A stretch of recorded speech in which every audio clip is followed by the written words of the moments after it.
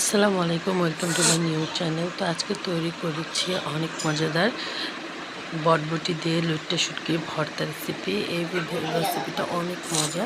তো প্রথমে নিয়ে নিয়েছি বটবটি, পেঁয়াজ, রসুন, কাঁচামরিচ আর লইট্টা শুটকি ধুয়ে নিয়েছি।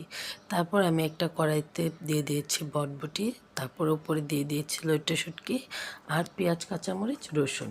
তো পরে এখানে আমি শুকনো মরিচ অ্যাড করব। তো তারপর আমি এখানে একটু তেল দিয়ে দিয়েছি, দিয়ে অল্প একটু লবণ দিয়ে আমি চুলার উপরে বসিয়ে দেব, একটু পানিও দিয়েছি সাথে। তো ঢাকনাটা দিয়ে আমি বসিয়ে দিয়েছি। তারপর এটাকে আমি খুব ভালো করে একটু সিদ্ধ করে ভাজা ভাজা করে নেব।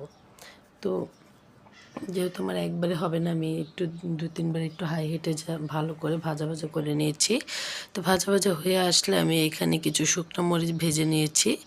তো শুকনো মরিচটা ভেজে আমি উঠিয়ে রেখেছি। তারপর আমি একটা পাটার মধ্যে শুকনো মরিচগুলো দিয়ে দিয়েছি। চারটা আপনারা যে যেরকম ঝাল খান সেরকম দেবেন। তো আমি প্রথমেই কাঁচা মরিচ দিয়েছি, এর জন্য ঝাল একটু এখানে কমই দিচ্ছি। তো বাটা হয়ে গেলে শুকনো মরিচটা তারপর আমি দিয়ে দেব যে বটবটি লইট্টা শুটকি ছিল সেগুলো দিয়ে আমি খুব ভালো করে বেটে নেব।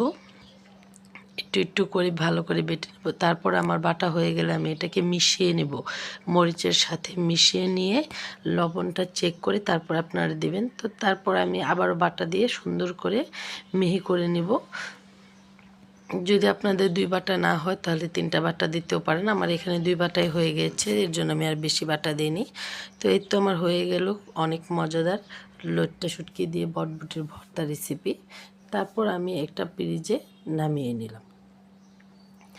যদি ভালো লাগে তাহলে চ্যানেলটাকে সাবস্ক্রাইব করে পাশে থাকবেন, যেন পরবর্তী ভর্তার রেসিপি বা ভিডিওগুলো আপনাদের সামনে যায়। ধন্যবাদ।